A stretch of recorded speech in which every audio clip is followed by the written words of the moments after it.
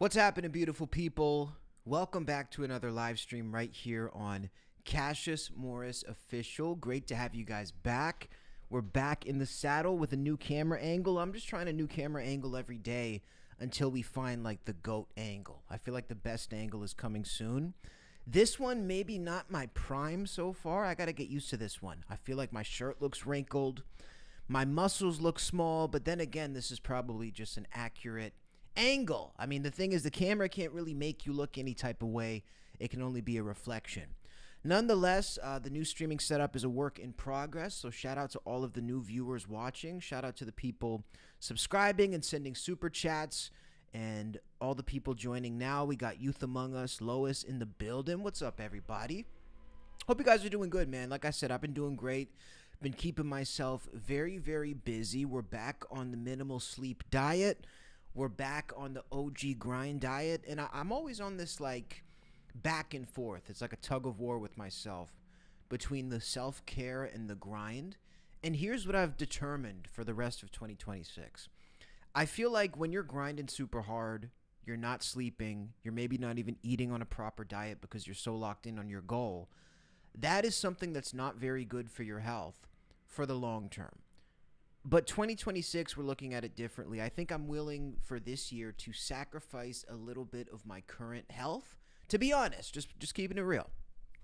I'm willing to sacrifice some of my current comfort, my current sleep, my current health to get to the next level in 2026. Because I firmly do believe you can grind and lock in and then get to that health arc later.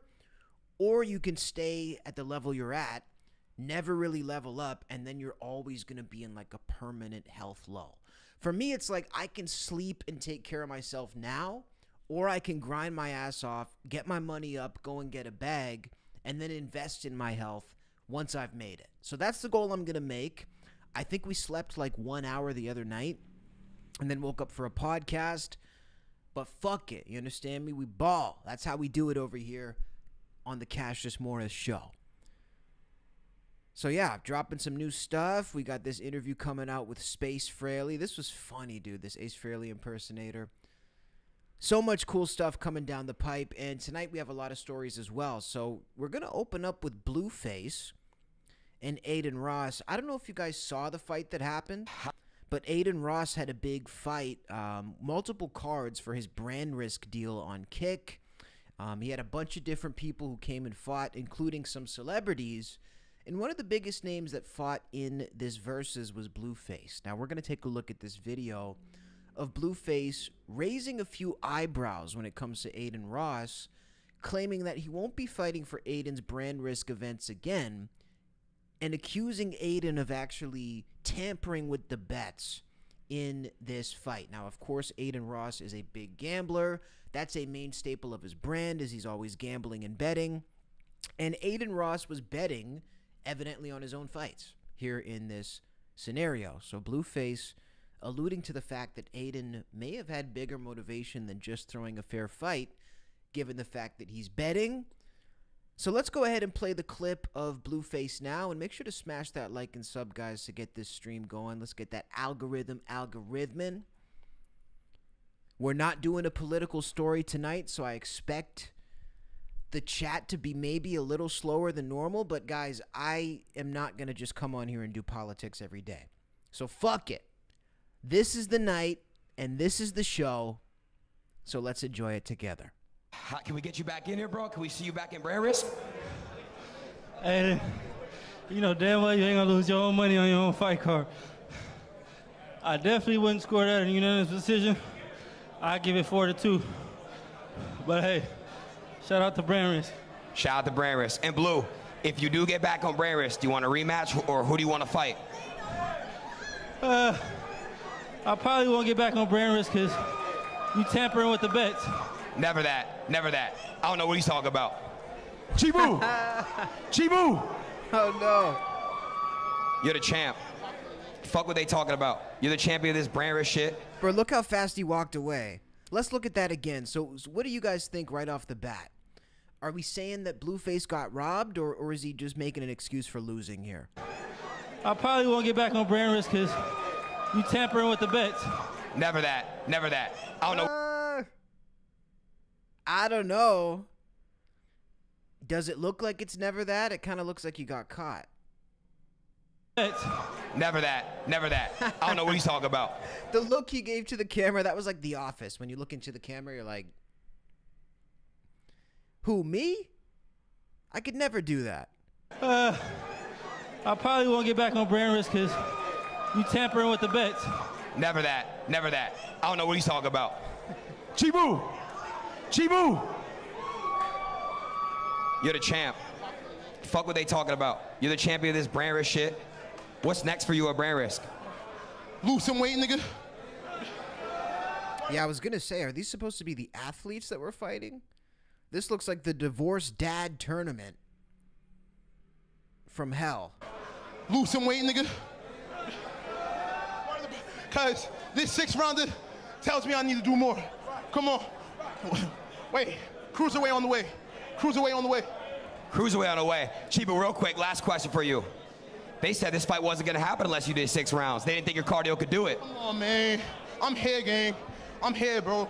I'm here to work against all odds, all adversity. I'm right here, bro. Even he seems surprised that he won. Are you guys picking that up?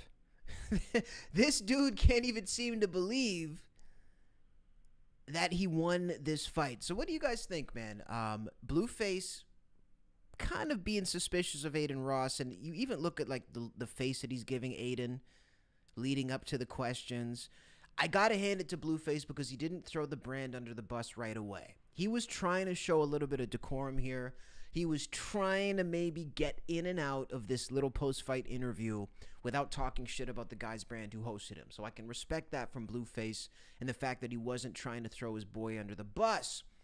That being said, though, I kind of believe Blueface. And look, this to me is what happens, guys, when you tie in live streaming with gambling.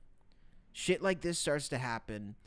And I feel like ever since the actual gambling services have become tied in with streaming, it's degraded the quality of live streaming, but it's also made a lot of fake shit happen. A lot of fake gambling streams, a lot of people winning money, in air quotes, to promote these websites to get more young people, impressionable people gambling, and just a lot of smoke and mirrors since these gambling companies have been involved with streaming. And there's been some streamers who've taken a stand against it. You see guys like Sneeko who've turned down hundreds of thousands of dollars in the name of not promoting gambling and not wanting that involved in their brand. But I do think that this is what happens when you mix those two worlds. So let's look at a couple of comments here. This guy says, Blueface got no stamina, but that fat ass was just laying on him. We got to go watch the fight in a second, too. We're going to watch the fight.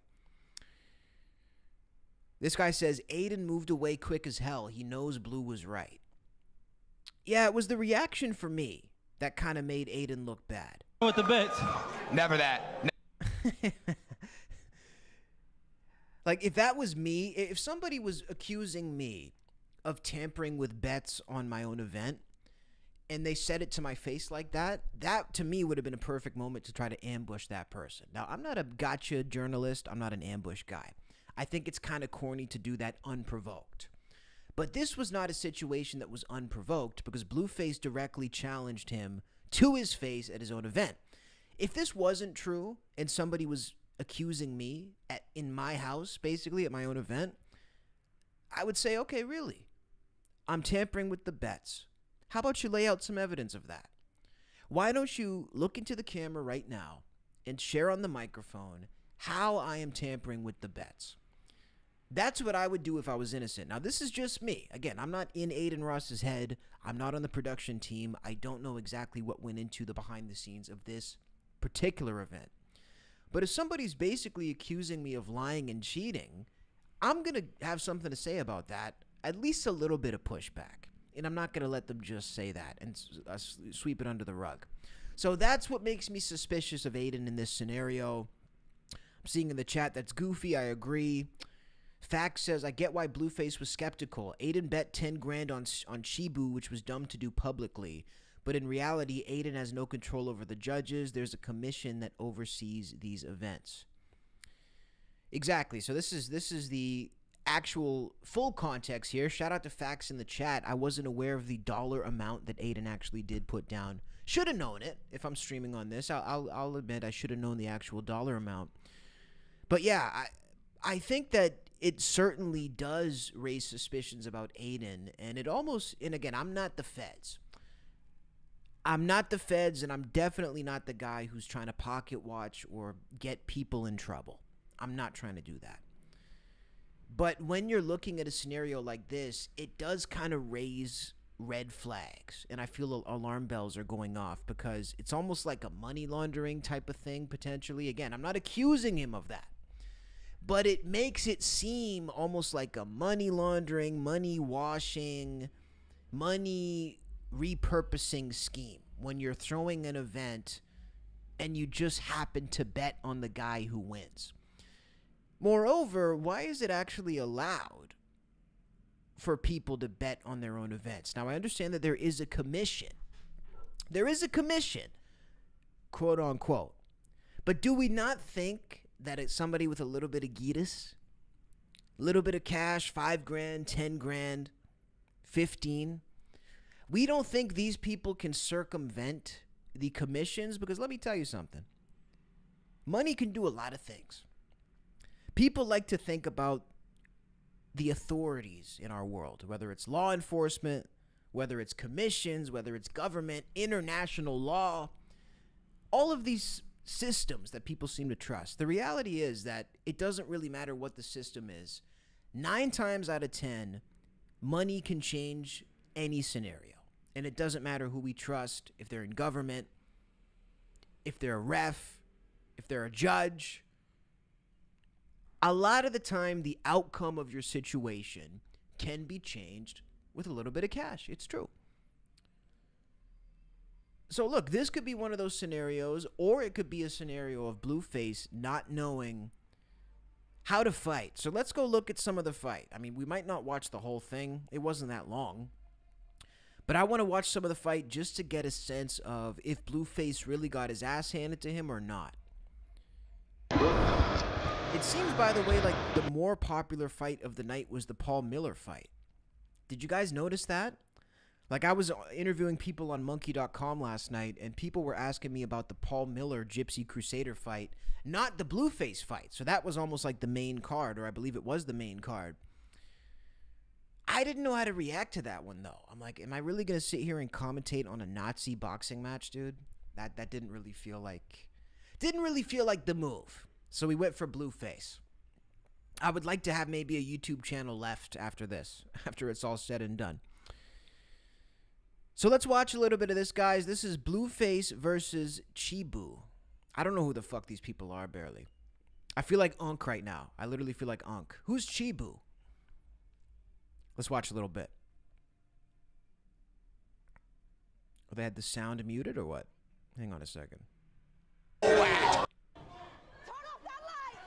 Hey, Blueface ain't no slouch, though. He's not. Oh, that's power whack. Yeah. Whack, I know you didn't expect that. Chibu ain't that ain't nothing. Yes, it is whack. Oh, whack. It's over for you, I ain't. Blueface actually looks pretty good in the ring, by the way. Like, I don't think he's in very good shape right now, which is why I'm confused about the fact that these guys are even fighting. I mean, neither one of them is really in prime fighting shape. But if you look at Blueface, if he was to take this seriously and actually put the time in to train, I feel like he doesn't look out of place in the ring. Let's put it that way. Do you guys agree, or am I crazy? Hey, Blueface ain't no slouch, though. He's not. You thought Blueface won? Well, let's see. Yeah. Whack, I know you didn't expect that. Chibu ain't that ain't nothing. Yes, it is whack. Oh, whack. It's over for you, I ain't. Oh, whack. Oh, whack. Oh, whack. Oh, whack. Oh, whack. It's over, buddy. Chibu ain't playing around. Chibu ain't playing Whack. around. It's so over, bud. Chibu got it all on the line, man. Whoa, look at Oh. that. Nothing. That was a pretty good combo there. Got it all on the line, man. Whoa, look at him. Nothing. He's a dirty fighter. No, he's not. Stop He it. is. He fight within the rules. Chibu a dirty fighter, man. No, stop it. Stop it, whack. But, bro, it's obvious these guys don't even know how to box. Like, what was that last move? These guys don't know how to box. Fighter. No, he's not. Stop He it. is. He fight within the rules. Chibu a dirty fighter, man. No, stop What the fuck was that punch? That was like a karate punch. He fight within the rules, No, stop it. Bro, that's why these celebrity boxing matches crack me up. These guys don't know how to fight. Stop it, Wack. Stop it. Focus, stay focused. Good body. By Blue. That was a good setup. Oh, wow. Let's go. There we go. Blue got set up. And Blue got that. There we go. Let's go, Chibu. I think Chibu is going to go further than him. He looks comfortable. Cardio-wise, yeah. Blue's going to get tired next round. Watch. You think this? Yeah, Chibu is saving his energy more. Blueface is unloading all the punches in the beginning. And this is kind of like what we saw with the Andrew Tate fight, by the way, when he recently got back in the ring. These guys get overly ambitious in the beginning and then they get tired. I feel like the smart people in these types of rounds are the guys who, when they observe that in their opponent, they try to drag it on longer. They try to keep dragging it. So I think that's a good approach. Like, Blueface is expending a lot of energy in the first 43 seconds that may not even be necessary. I feel like it's more about accurate positioning for a punch. And again, this is a bit out of my depth for commentary because I'm not an expert on this at all. But I think on a, surface level, I mean, you guys tell me. I think it's pretty accurate. Yeah, stay focused. Blue got the setup. Blue does look good right now. I will give you that, Wack. Oh, he's emoting. Getting a little cocky. Yeah, Blue looks pretty good in here, though. It's not as bad as other celebrity fighters. Super smart. Rampage know about that. That's how he whooped a lot of motherfuckers. Oh, yeah. I'll witness. Wow. Blue's just sitting there talking trying to get in shit, his head. smiling. There you go. Chibu alert. He alert, though. Chibu alert. And Rampage, who do you get round Yeah, there you go. Poppy. Who wins round Yeah, one? that's that county That's Joe. close. That's really close, but Pretty solid first round. Effort was made on both sides. Some decent jabs thrown. I think they gave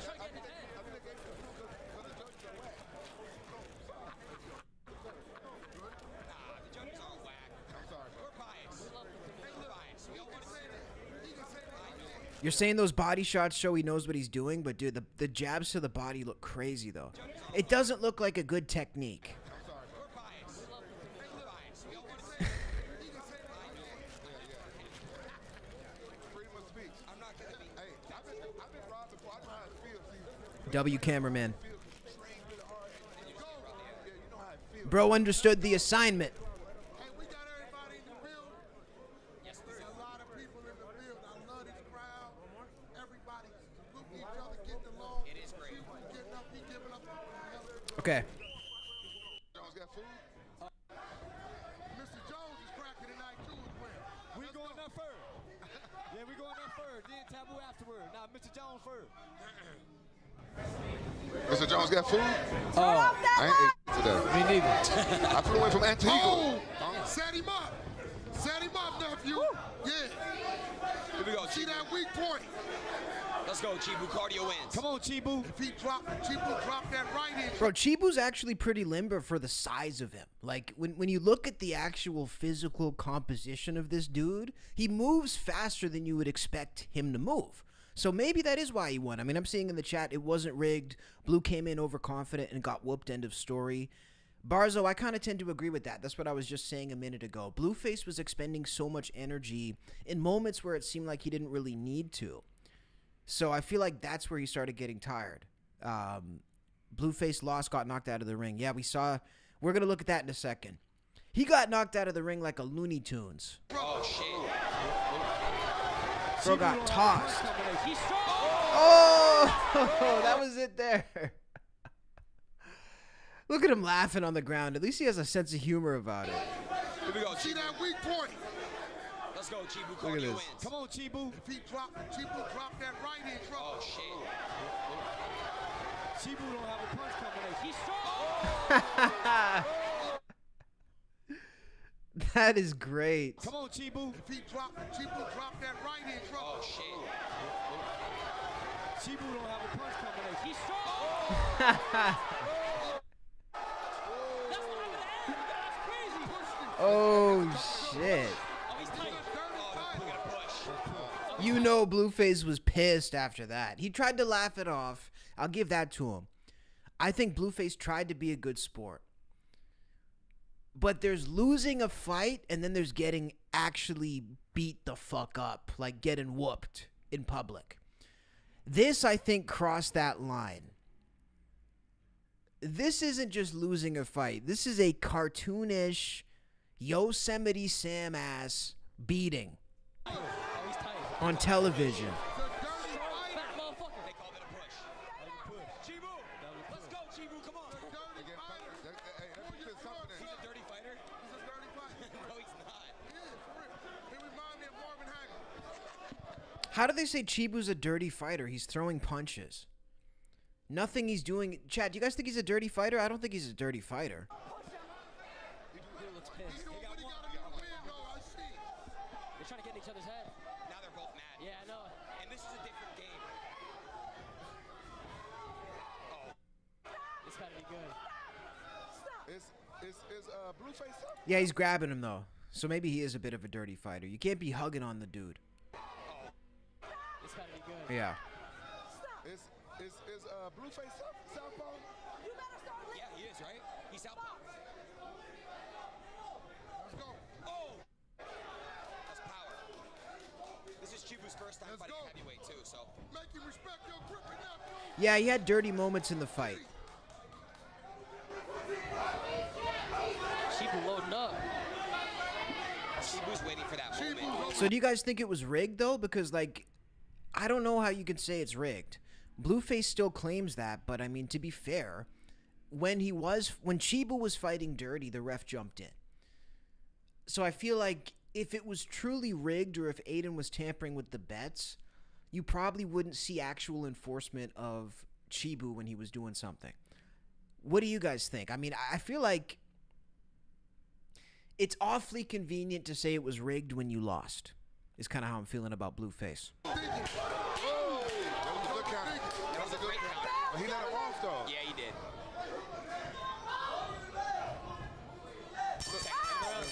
They're stealing each other out. Chibu done felt Blueface power, so I get the Chibu. He respected it a little yeah, more. he respects him a little more. He done felt the power. Goddamn, Red That's what it was. I think it's Karate kicked him out the damn ring. This replay is going to be nuts. Do this to the It was an accident. He didn't mean to push. He didn't mean it. You want to see accident? No. Right, chat 1-1, right? Say a lot of Get the fuck out of the ring. Yeah. Let's go. Spanked Take a him. point for that right there. I don't see why. That was a, Chad, that was a push. That was not a knockdown. Third round. Look, hey, I'm a fan of Blueface, but Yeah. I know Chibu. That's what. I give it 1-1. Every Yeah, I give it 1-1. round that we go is working against those It's worse for Blueface. No, it's worse. No, it's worse for Blueface. Because Chibu got cardio. Chibu don't get tired. He don't get He tired. does have cardio. You know that, Wag. Look at him. He fresh. Look at him. He's ready to go. He's ready, Wack. They're both ready. I'm not gonna lie. No. This Fight. what's gonna separate the. Yeah, this what's gonna separate it right here. This round here. third and fourth round. Yeah, this what's gonna agree. separate it right here. There you go. Oh my That's God. power. He's strong. That's a bad motherfucker. He gonna get knocked out. Chibu gonna get knocked out like that. He gonna get knocked out like that. Hard and missing. He gonna get knocked out like that. That's all antics, nigga. Yeah, he gonna get knocked out like that. He's got him in now. Wow, he getting kind of wild. Damn, he's still talking. Got a decent right. Is Blue gonna talk shit the whole time, Wack? Oh! There you go, Chibu. Blue trying to get him mad. Yeah, he is. He's gonna work. He got ear issues. That gut. He does. Oh God, he does. I've seen it firsthand. Bro, Blueface can duck though. Like he dodged a couple good punches there. Trying to get him He's pretty quick. Yeah, he is. He's gonna work. He got ear issues. That gut. He does. Oh God, he does. I've seen it firsthand. Bro, Blue's pretty smooth with the fucking dodges there. I'm seeing in the chat, dude just got out of jail November 3rd. Chibu has 13 brand risk fights. Blue wasn't ready. Well, that's kind of what I was saying earlier. Shout out to We Back Up in the chat. Like, neither one of these guys is in shape to fight. I mean, if this was an actual fight, an actual boxing match with the official people, I doubt they would be approved to actually go in and have a match. I mean, they're not in proper shape. and that's quite apparent. But I also feel like that kind of makes it more fun. Like if it's an influencer boxing match, if it's a celebrity boxing match, I feel like it's more entertaining if it's not real fighters. Like when it's actual trained professionals, it's kind of less fun in a weird way. It's gonna work. Does that make any sense? He does. Oh God, he does. I've seen it firsthand. Leon, please stop saying that. There we go. Stop saying you seen his energy firsthand, Leon. No, it's anger issues. Stop saying that. Yes, sir.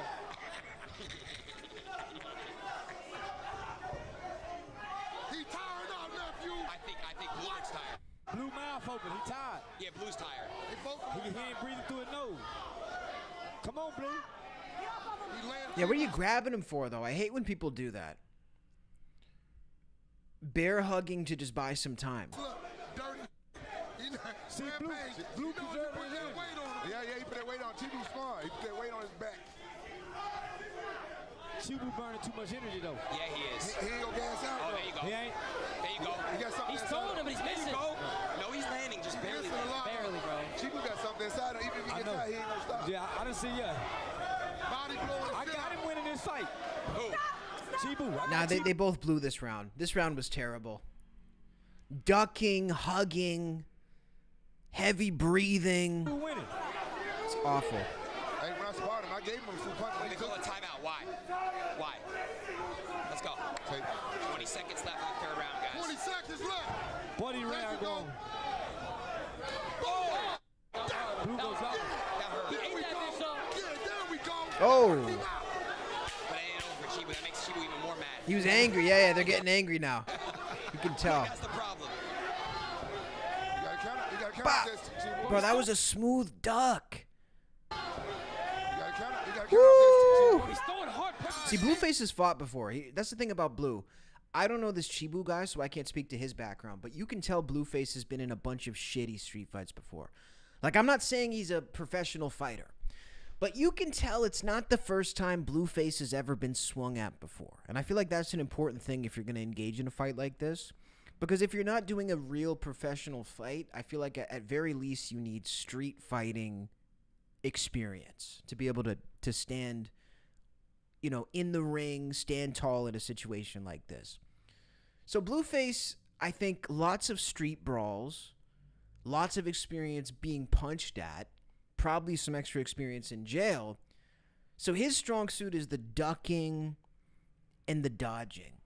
This Chibu guy, I feel like he's thrown a lot of punches.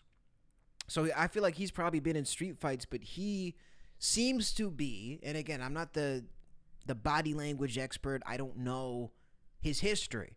But from what I would see based on the body language, from what I can interpret, he seems to be more used to being the aggressor. So I would imagine Blueface has been punched at a lot, and I would imagine Chibu has punched a lot. He's tried to punch a lot of people or used his physical stature, his size, to go after many people. So they have like a weird experience, and that's why, like I say, I find it almost more entertaining to watch this kind of fight if it's going to be a celebrity fight and just let it be this. Because again, when I watched Jake Paul versus Mike Tyson and Paul was like in super serious fighting shape with serious experience to fight Mike Tyson, it's I don't know. I would have liked it better if he didn't have experience and he got knocked the fuck out by Mike. When he's fighting an older Mike and he has experience, I'm like, you lost me now. Blue's had a boxing match before. That's true. Chibu's not out of shape, says we back up. He's not out of shape. What do you mean? Are we talking about the same person? Chibu's in horrible shape. But it ain't over for Chibu. That makes Chibu even more mad.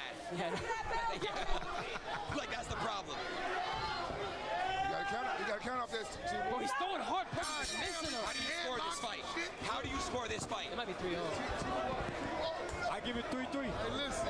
3-3. He got more wins. Aiden's got 10 grand on Chibu talking about some how do we score this fight. My guy, you know how you're going to score it. You know how you're going to score this fight. I wonder who should win. I give it split right now. Because of this round, what we're 4? We going to the war. I give it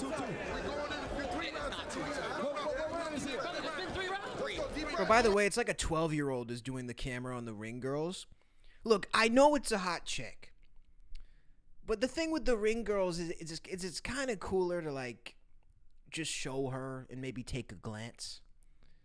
You know, we all take a glance. When you're doing it like this, do you guys find it's kind of cheesy, isn't it? He's got his camera literally up her ass. It's like, just chill. Just chill out, my guy. I mean, I'm not complaining. I'm just saying it's like, it's maybe more attractive when it's like a hint, you know? We gotta leave something to the imagination. 2-1, Chibu, yeah. Chibu is like bad. He's missing everything. It's Jordan, You got to because the second grade lineup, he got a great head. I'm not mad at you anymore. So this is a good event for you? Yeah. Hey, bro, even better than last week. I told you, Jordan. I told you. Yeah, he's tired. Blue's like, this fat son of a bitch getting me a run for my money. He's like, I thought this fight would be over by now. Yeah. Yeah, no, I get Chibu the first for Blueface the second. I just get Chibu that last. Oh, I know you did. I know. Come on, brother, though. Let's go. Come on, round 4, guys. Oh, They shit. be selling it. Go to work on it. Round 4, let's go. Let me ask you a question, Wack. Do you think Ruga could have survived longer? No, I think Chibu's a better boxer than Root. Okay. He's got more experience. But Root See, did a great this job. Blueface first. How's the boxing audio compared to my voice, by the way? Is it too loud, too quiet, or is the audio good? fights has he been at? I'm not monitoring, so I just want to make sure it's good. Yeah, right. That's right. His first fight is a heavyweight, Charles. Yeah, I know. Yeah. See, he ain't knocked the kinks off yet. In jail was in jail was Blueface fighting? Yeah, but them fights last about 19 seconds. Yeah, he wasn't boxing. Yeah, he was fighting. Yeah. Oh! He got it. No, he got it. Come on, bro, he hit him. There's snot coming out of his nose.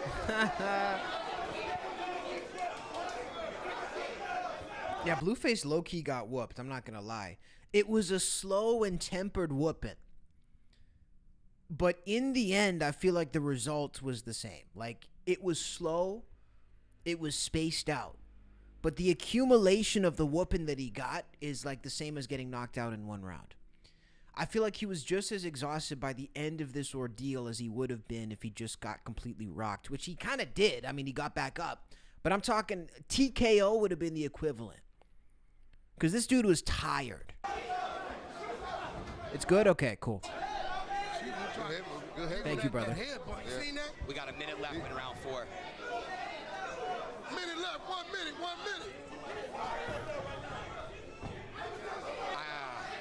Chibu wanna. And this he is where wanna cardio knock out comes bad. They're both waiting for that big punch. Uppercut. Go, Chibu. Damn.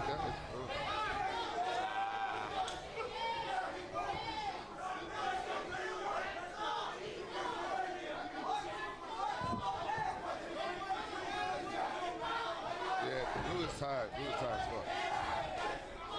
Oh! Man, Oh, That hurt. that was a big punch. That didn't hurt. That hurt. damn. They hit each other. Oh!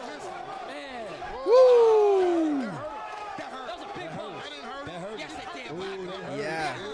But here, we take hits. Oh, Wack, that hurt. Wack, that hurt. Nigga, we take hits like you that. don't. You got to give it to get it. Ain't no hurt nothing. There you go. Pop shot. Yo, this looks like a Fight Club vibe. I love this. Chat, the crowd is just Fight Club Okay. vibe. I love it. They're putting in work. Grand race number 13. Put some W's in the fucking chat right now. That was probably the best round so far. That was the best round so far because you can tell they're getting pissed off now. And I like that. I like seeing them get mad. Let's watch the last round. And of course, guys, we're watching this to determine whether or not we think this is rigged. I'm going to let you guys put your comments in, but I'm still saying not rigged. Blueface losing this fight, not that crazy. I feel like to call it rigged, he would have had to have had a much better performance. And I feel like he would have had to have asserted more dominance as the best fighter in the scenario. Because if you were to show me this footage and have me not know who was voted the winner, I would, like a blind test, if you said, look at these 3 rounds and tell me who you think won, I would have still said Chibu. So in order for me to feel like it was rigged, it would have had to be the opposite. I would have had to look at the footage and done a blind guess and been like, oh, Blueface definitely won. If he wouldn't have won after that kind of performance, I may have been skeptical. Not winning after this type of performance, though, I'm not skeptical. It wasn't that good of a fight. Last round.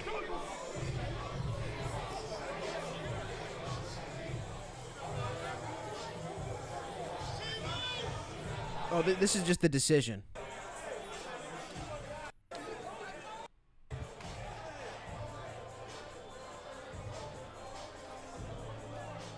Ladies and gentlemen, the decision is in. It is a unanimous decision.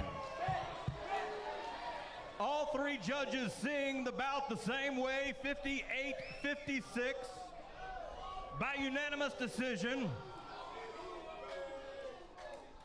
out of the blue corner, Chibu! Yeah, it tracks, dude. I'm going to say this tracks. Yeah. It makes sense. So shout out Chibu. Look, I think it was a general. Was it a great fight in general? Not really. But it certainly wasn't a great fight for Blueface. And it makes sense to me why he lost in this scenario. I'm seeing the real winner was the camera guy. I agree with that. You know what?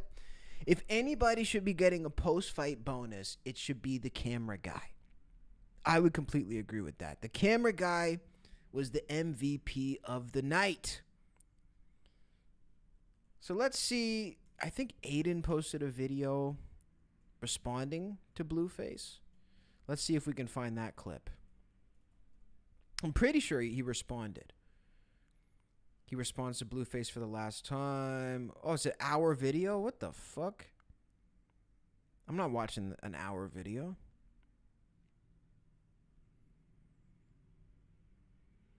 Let's watch this. 30 seconds.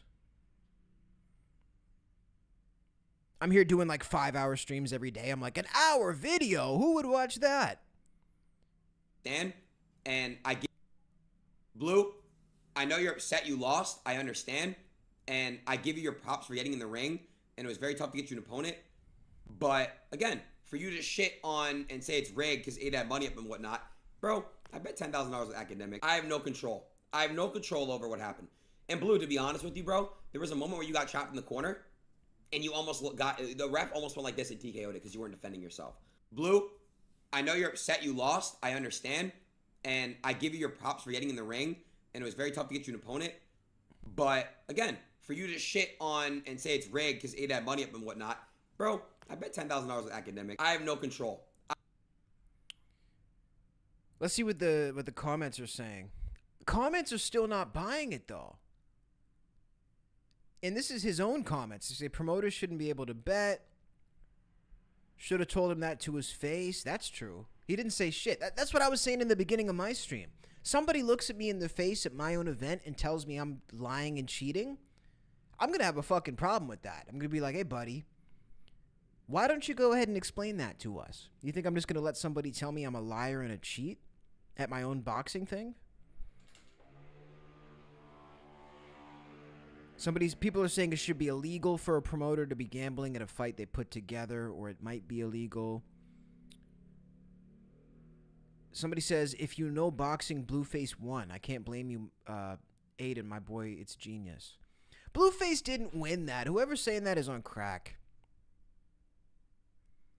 Damage control bullshit in my chat. Yeah, it is damage control bullshit.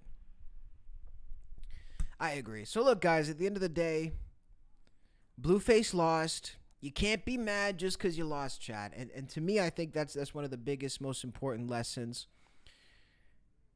for all fields.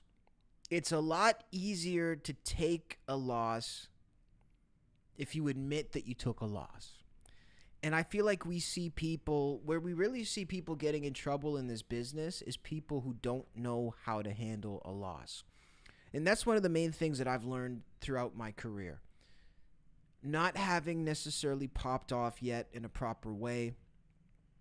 Having lots of moments in my career where I've had huge buzz online and then the lows that come with those highs as well. One of the main things I've had to learn is how to handle a loss. Because you don't need to learn too much how to handle a win. You do, but here's what I mean by that. Handling a win is a lot easier than handling a loss. And more people can accept handling a loss. Scratch that. More people can accept handling a win because it's more straightforward. But to handle a loss with grace and to handle a loss in a way that is actually going to propel your career, well, that's a very hard thing to do. So that's what I would say to anybody who's on the come up, to anybody who's rapping, doing live streams, doing YouTube, whatever the case may be, comedians. Learn how to take an L. Because two things are for sure. One, you're going to take L's. And they're going to keep happening throughout your life. No matter how big you get, how successful you get, you're going to keep taking L's. And the bigger you get, the more dangerous it is. So you got to learn it, bro. So let's see what else we got. We got a bunch of clips from X. We have, what do we have? Nick Shirley dropped a new video. We have the Tate brothers in Hong Kong. A multiverse twist that I never expected to see, by the way. The Tate brothers are in Asia. Seems like I show up to Asia, and all of a sudden the whole world wants to come to Asia. I'm glad we could be the trendsetters. But let's go ahead and play a clip. So let's look at this one. This is Fetty Wap. You guys remember Fetty Wap, Trap Queen? Had a little stint in the early 2010s. Fetty Wap says his booking fee went from $250,000 a show to $5,000 a show after the SoundCloud generation with artists like Lil Uzi, 21, and Lil Yachty passed. Now, this is interesting because we're hearing a lot from these rappers from this era. The 2016 to 2020 rap era saw a lot of people becoming very successful. But a lot of those guys who are currently in our era now are clinging to their career and trying to have any shred of life or hope that they can for their career to keep it going in this modern day era. Let's take a listen to Fetty Wap, Confetti Wap, that's right, in the chat, talking about the difference in rap today versus when he started.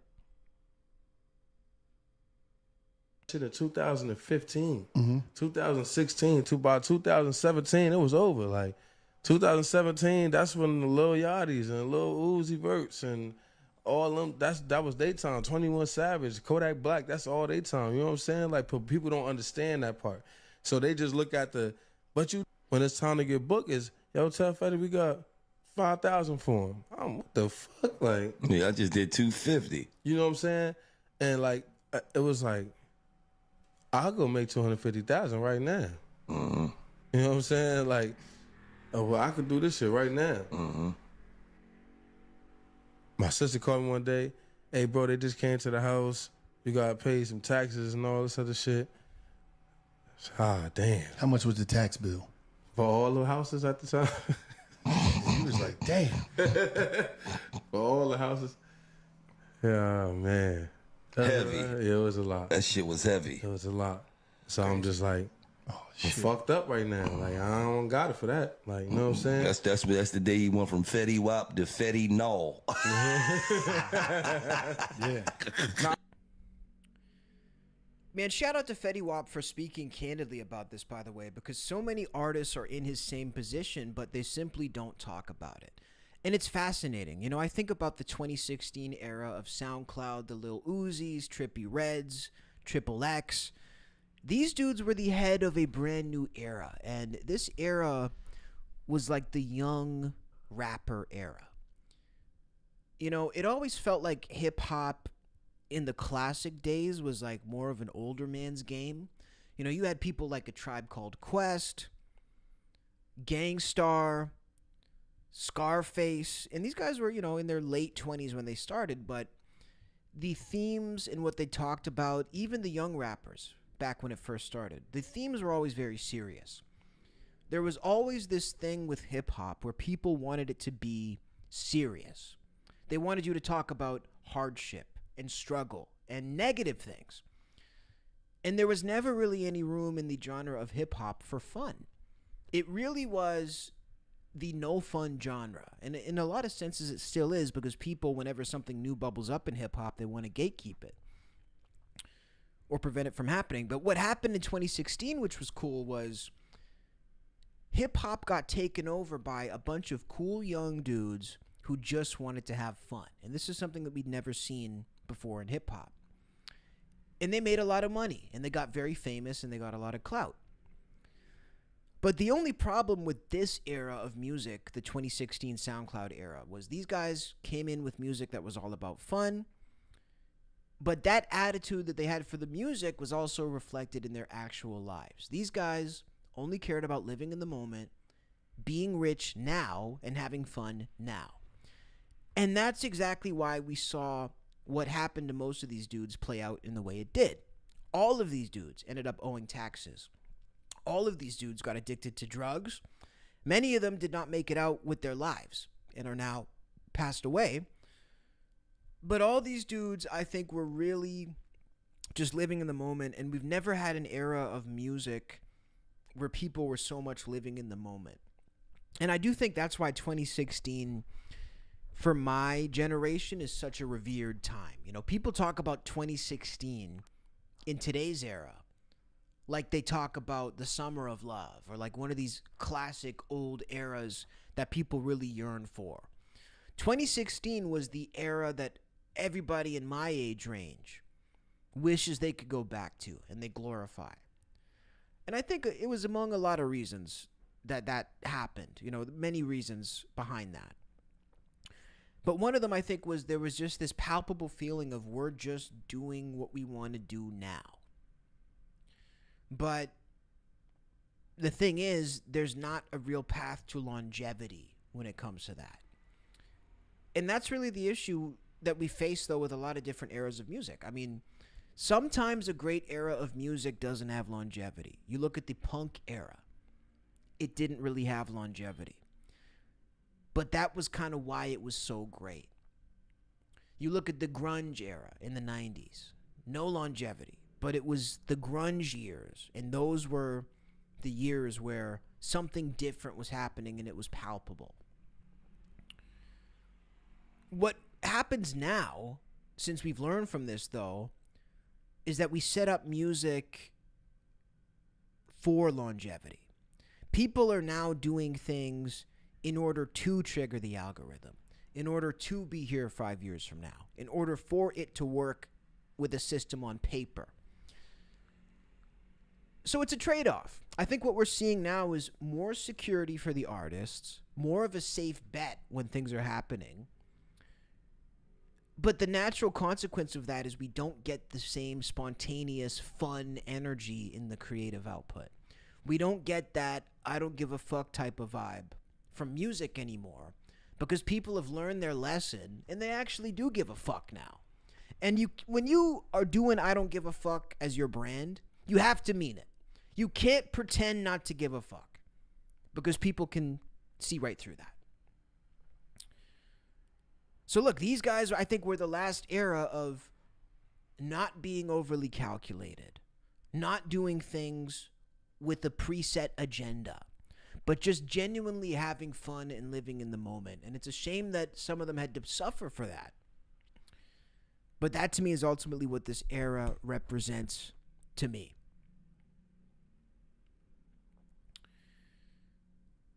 But a very strange era. And the one thing that these dudes thought is that it was going to last forever. That's the thing. It's never going to last forever. And as a matter of fact, we're seeing the same thing happening with streaming right now. Look, things go up and things go down. What we've seen with the streamers is the same thing that we've seen with these 2016 rappers. We've seen a lot of people make a lot of money in a short period of time. And they seem to have this attitude that it's never going to end. They seem to have this thought that they're going to be lit forever and they're going to be on top forever. But already what we're seeing is the quality and standard of streams dropping. We're seeing people putting out more and more slop. We're seeing more and more streamers struggle for money. And it's just, that's what happens. Any era that people act like this is it now, this is what's going to happen to you when you put too much stock into an era. It's the same as if the Vine creators back in the day had the perspective of Vine is the new thing and this is it now. You can never have any new development and say this is it now. Because the people on MySpace said this is it now. And the people on TikTok said this is it now. And 5 years from now, when there's new apps, we're going to say this is it now. But it's never going to be it. You have to consistently adapt. So what we're seeing here is sort of the death of, I would say, the current streaming culture. It's completely falling off. It's completely being reshaped. And we're going to have our grunge era now when it comes to streaming. We're going to have the grunge era where a Nirvana and a 9 Inch Nails come in and they shake up the sound and they do something totally different, because the current era now is dying off. And let's just take a look at a couple stream clips. Look, don't take it from me. Let's just look at the content that people are serving up at this current point in 2026. This new clip is going viral from a stream today showing Action Man near OD on fentanyl. Now, this is the activity these guys chose to do for their live stream. I don't even know how this is permitted on Kick. I don't understand how this is allowed. But let's go ahead and look at this clip. This is the type of content when people talk about streaming being here forever and it's number one.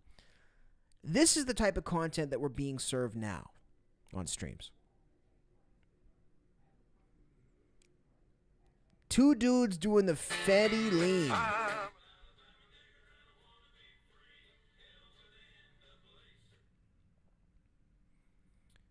I turned the music off because they're saying racist shit. But look at this. Now, I'm trying to tie it all together because I think the point does connect. These dudes are making a lot of money doing what they're doing. But if they have any inkling that this is here to stay,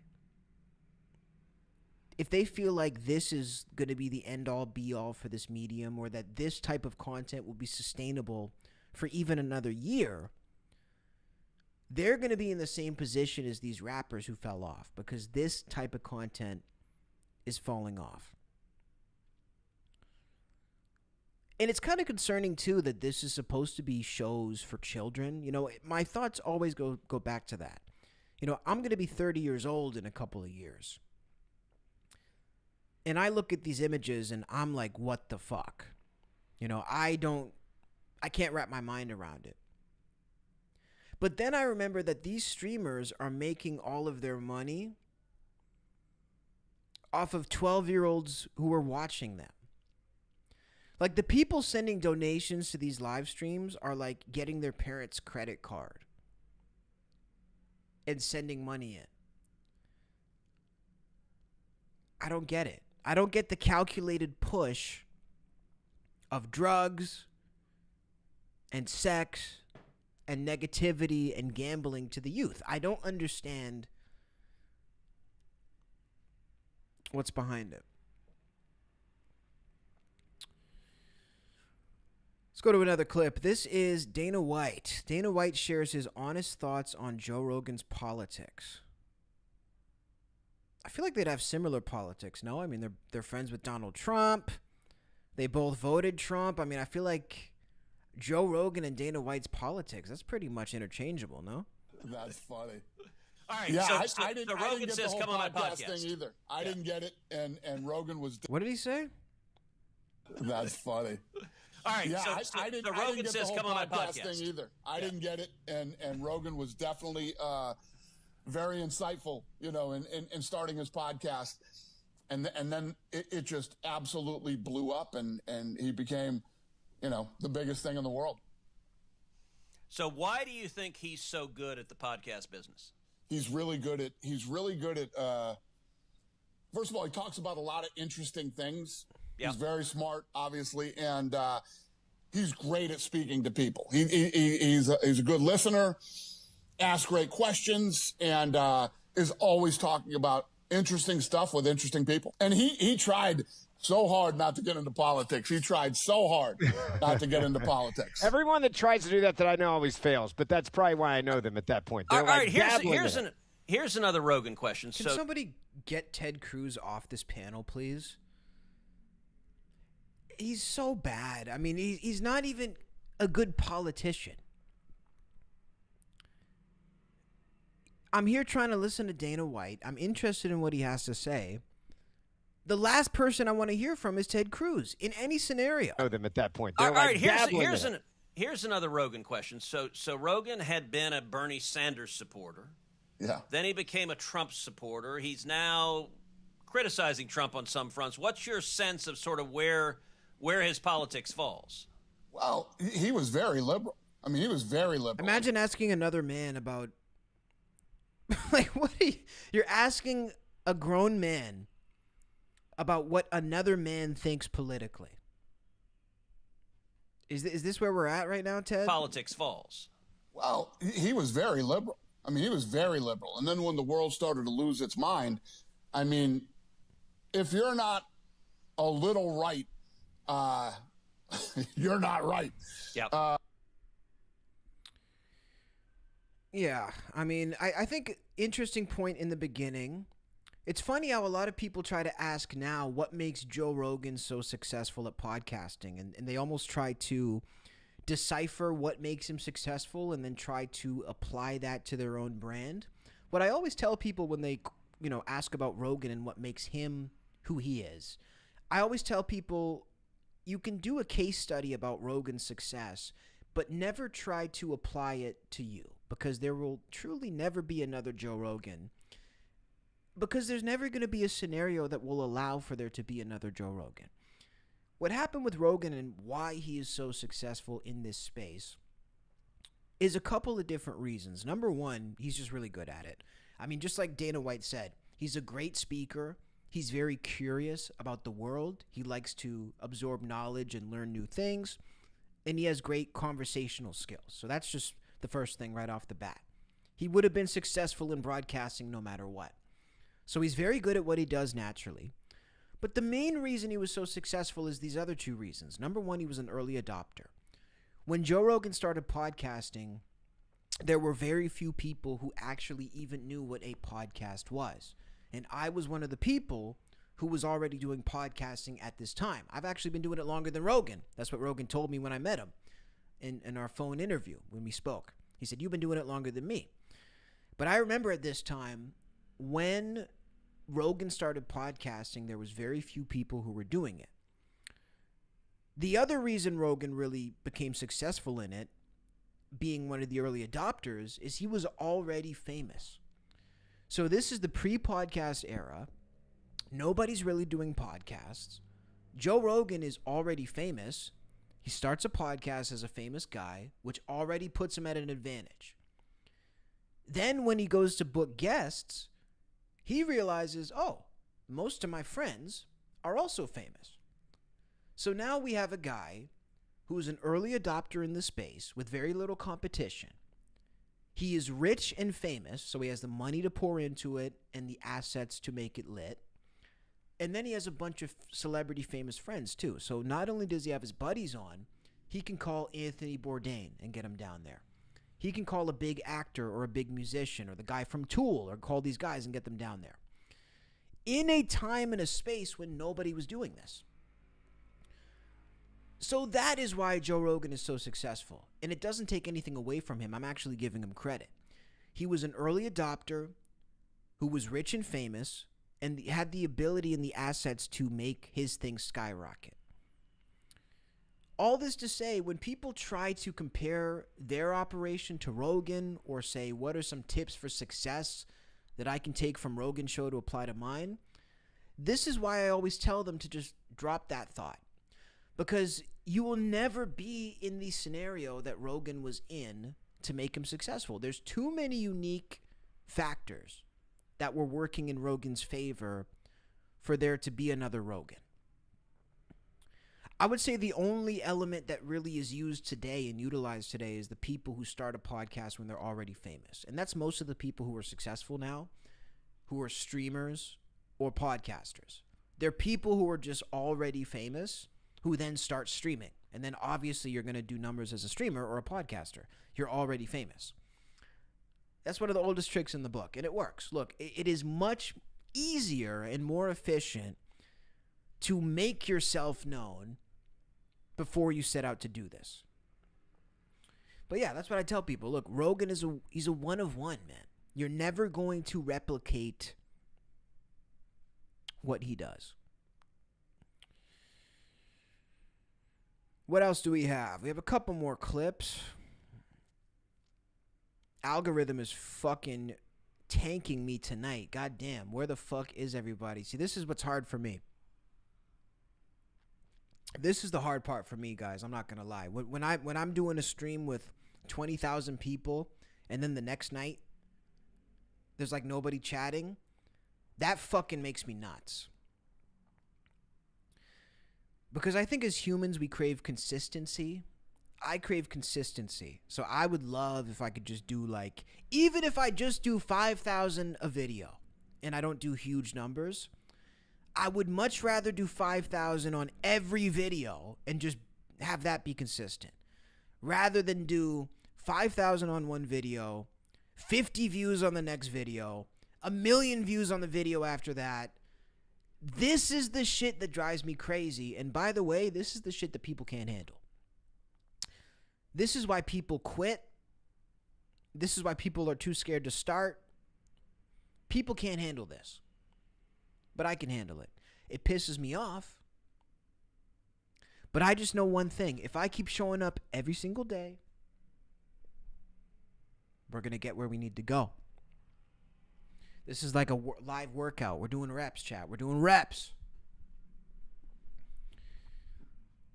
So that pisses me off. But shout out to the people who are here. I appreciate you guys even more. Frankly, the greatest chat. The greatest chat. Let's just like watch one more. Bro, I'm such a fucking dad. I have like statistics about cats. Am I getting old, guys? I'm liking, this is like something a divorced dad would like on Facebook. Thailand now has a cat population of 4 million. This is really what's in my likes. See, if anybody ever tries to like dox me or hack my accounts or blackmail me or like search through my search history, they're going to be so disappointed because I just look up things like somebody's uncle would look at. That's like, this is the shit that you find. I'm actually somewhat of a wholesome guy when I'm not on the radio and not on the broadcast, guys. I can be somewhat of a wholesome guy. You know, I heard Howard Stern say it, and this was my favorite way that he said it. He said, off the air in my own kind of way, I'm almost somewhat classy because nobody's paying me to be an asshole. You know, like that's kind of what I am. Off the air, you know, we come on here and I'll scream and shout and I'll get passionate and I'll make a point. I'm a calm guy when I'm not on the air, though. I'm a very calm guy. Very calm. Maybe too calm because people actually get thrown off when they meet me in person. So I have this weird thing where I'll meet people in person and it's almost like they're expecting me to perform for them. It's like people will meet me face to face off the air. And they're almost expecting for me to like do a continuation of my show for them.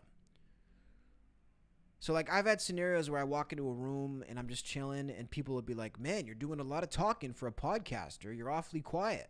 I thought you were a podcaster. I'm like, dude, what are we doing? I'm not at work right now. I'm not at work, and I don't want to be at work. In real life, I'm actually perfectly comfortable not talking to anybody. That's I am somewhat of a hermit. I'm a very quiet guy. And I think that's the weirdest part about this whole thing with me. This whole career is that I really actually don't crave any form of attention. Now that probably sounds crazy. The dude with a YouTube channel named after himself doesn't crave attention. I know that sounds wild. But guys, I'm leveling with you here and I'm being completely honest. If this was not a viable career that could, that pays my bills and puts me in position to do cool things, not only would I never want any attention, I actually wouldn't even have social media. If it was not my career to post on social media, make money on YouTube, and do these things, I honestly wouldn't even have social media. I wouldn't be posting at all because I don't crave any form of attention, and I just love making great content for the love of the game. But the attention from it, I don't love. I've had people recognizing me around Bangkok lately because I've kind of taken over that algorithm. And it makes sense. If you take over an algorithm of a city, who do you think is watching those videos? The people in that city. So you get, 300,000 views on a video about a specific city. Most of those people are going to be there and they're probably going to recognize you. Now, I don't think I'm recognizable to the point where they'd know me somewhere else. But here in this city, they're starting to know me. I've seen you. You look familiar. And every time it happens, I'm so uncomfortable. Because I'm like, that's that guy. Like, as much as I say my real perspective, I'm still like, that's that guy on camera who's at work. Like, that's me at work. I don't even know if I'm explaining this right, and I feel like I sound neurotic, and I am neurotic. But yeah, people, it disappoints them when they meet me. They're like, you're so quiet. I'm like, why should I not be quiet? What do you want me to, to walk in the room, start juggling? Is that what you want?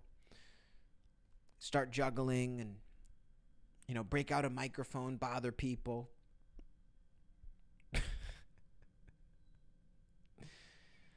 So that's it, guys. Look, we hopped on tonight, talked some shit. We're going to hop back on tomorrow. And yeah, we're going to figure something out for the streams. I want to start blowing these up. Not just the political streams. I want these other streams to pop. We've been doing really well, though. I mean, the Shia LaBeouf stream did great. That was over 20,000 views. We've been doing well. So, yeah, some nights the engagement sucks and whatever, and it's going to be a bummer in a way. But new interviews coming out, new clips coming out. We just hit 1 million views on a clip, by the way. We were checking it yesterday, so let's pull it up now. We just hit 1 million fucking views, chat. Let's give ourselves a pat on the back, ladies and gentlemen. First clip from the new streaming era, the current streaming era, to actually hit 1 milli. And I'm proud of us, bro. I'm proud of us. I'm proud of the work that we put in every single day to make this happen. Let's look at that. I want to see that. This is how we end the stream on a W. Fuck yeah. 1 million fucking views. It makes me happy. I love you guys. Have a phenomenal night. We'll catch up with you guys tomorrow. I'm not trying to end it on like a low energy, but I don't know. We got to end it sometime. Have a phenomenal evening.